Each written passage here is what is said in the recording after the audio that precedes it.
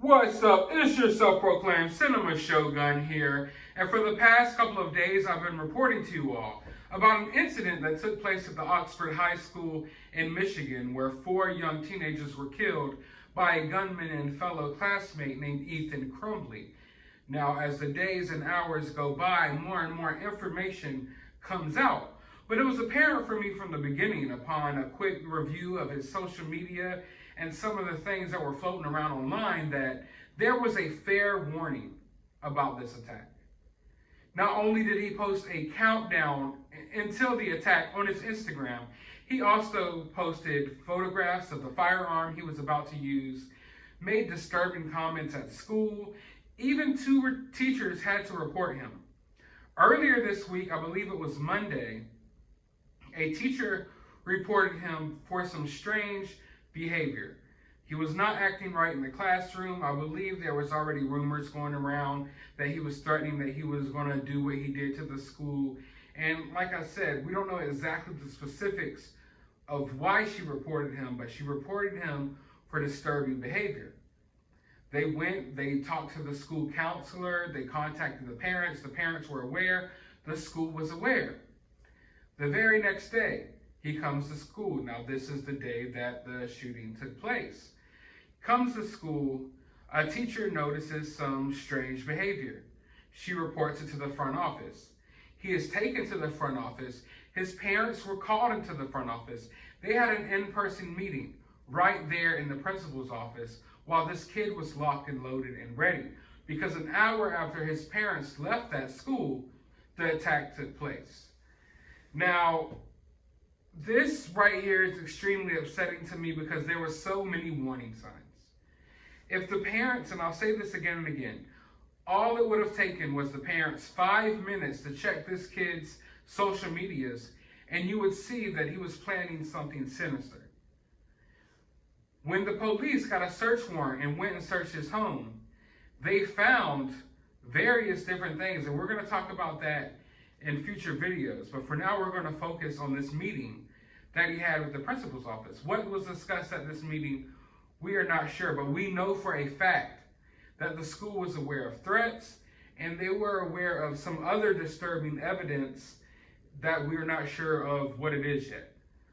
During the press conference, the police in this area confirmed that there was a disturbing piece of evidence that they obtained and that the school, the school officers and stuff were aware of. So we're not exactly sure what that is, but I'm pretty sure it might be a video or maybe some part of his journal.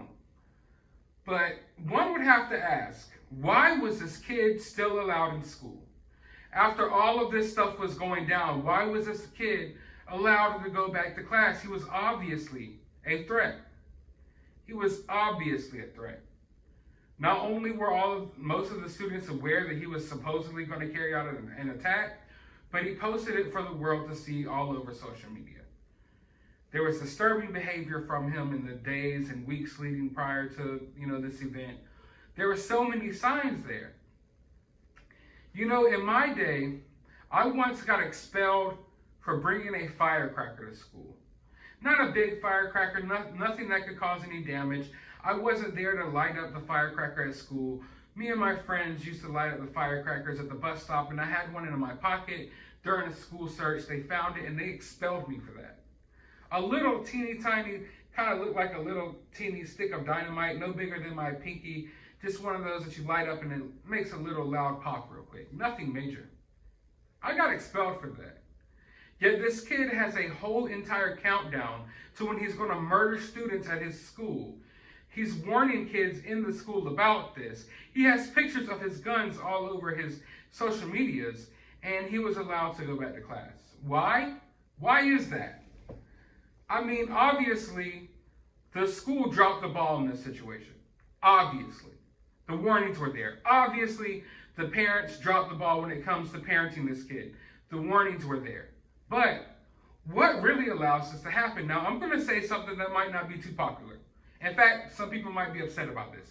But someone is going to have to say it, or things like this will continue to happen. I believe that the reason he was allowed to go back to class is because of this new woke, soft society that we're living in. They view kids like this as victims instead of viewing them as killers or soon-to-be killers. In that front office that day, after all of these threats, after all of the signs, they chose to let him go back to his classroom because we're in this soft society that has to baby everyone. Oh, it's okay. I know there's a countdown to murder students on your Instagram, but, we just really got to be aware of your feelings. We know you're going through a lot, We're going to call in your parents and the counselor. We're going to talk about this. We're going to talk through this, and everything's fine. You're going to go back to class. No. Principal should have straight up, hey, look, your kid's threatening to kill people. He's acting like a straight up murderer in class. Take his ass home. He's gone. He's out of there. Stop with this soft shit. Stop it. I even had people in my comment section since I've been making videos about this because I called this kid a monster. I called this kid a terrorist, and that triggered some people. Well, you don't know what this kid went through. Oh, he seemed to be like such a nice kid. No, he's a killer.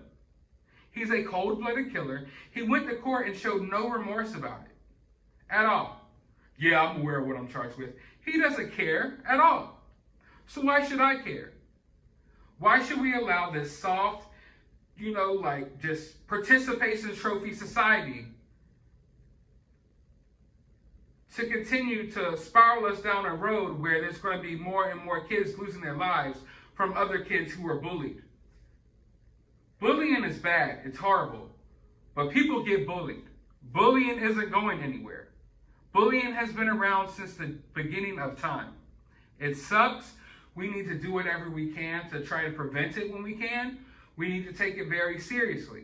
But at the end of the day, bullying is going to occur. It happens. And we got to stop babying these kids to the point where they think it's justified that they go shoot up schools when they get called a few bad names. Some kids tease you, they push you into a locker or something. That doesn't give you the right to go shoot up a school, yet that's where we're heading here. Because we're babying these people. We live in this soft society where Ethan Crumbley, after everything he did, they still let him go back to class because they were afraid of controversy. They were afraid of kicking him out. They were afraid of calling it what it is, that this kid is mentally ill and he has no place around these other children. That's the conversation that should have been had. Not no soft, half-assed conversation, walking around the problems and sending him back on his merry way because, oh, he's a special kid with special issues. No, the kid was insane. The kid sat there in the office with his parents and with the principal, just probably twiddling his thumbs with a gun in his pocket, knowing that he's going to go shoot some other kids because people wanted to be soft. And that's what it is. And people are going to be upset by this, but someone has to say it. We can't continue going down this route. Not only do we need to teach kids bullying is bad, we need to teach kids that they're going to have to deal with it. That they're going to have to go through tough things in life. Life is tough. High school is tough for a lot of kids, but guess what? Life is even tougher. Life after high school is even tougher. If this kid would have, by the graces of God, made it out of high school, maybe he would have did the same thing to his co-workers in the future. Who knows? But the kid was unstable. There were signs that he was unstable. And instead of acknowledging that for what it was, he got babied and allowed to go back to class after all of these threats. And you could call what it is what it is. But in my day, at least in my school, this wouldn't have he would have never have seen that school again in my day, at least where I live. Like I said, I got expelled over a firecracker. This kid had a countdown to murder his classmates and went back to class that day. And I want you to understand that it's not like these schools are unaware of these students' social medias. Resource officers often look at the various social medias of the kids going to school. Teachers, school staff. A lot of them are aware of the different social medias of these kids. At least back in my day, I know that they were. So when it comes to this point and we're asking ourselves this question, how was he allowed to be in school? That's really the reason why, folks. Is because we've handcuffed ourselves in today's society. We've handcuffed ourselves to silence and being afraid to speak up about things. And it's leading to people losing their lives because someone in this school, the teachers pointed it out, the students pointed it out, someone was scared to call this what it was. Someone was scared to take action because we live in this new woke, soft society. And that's what I believe happened here. And I don't think anyone can convince me otherwise, because there's no way in hell that I could fathom why this kid was allowed to go back in class. But I want to hear from you all. What do y'all think the problem is here? Let me know down in the comments below. While you're down there, hit that thumbs up button, hit that subscribe button, ring that notification bell. Go to the description of this video. I will have my Cash App if you would kindly like to support the channel. I will have a link to my other YouTube and a link to my Twitter if you would like to subscribe and follow over there as well. But as always, find some time out of your day to go check on your kids and see what they're doing. Check their phones, check their notebooks. Just be more involved in your kids' lives.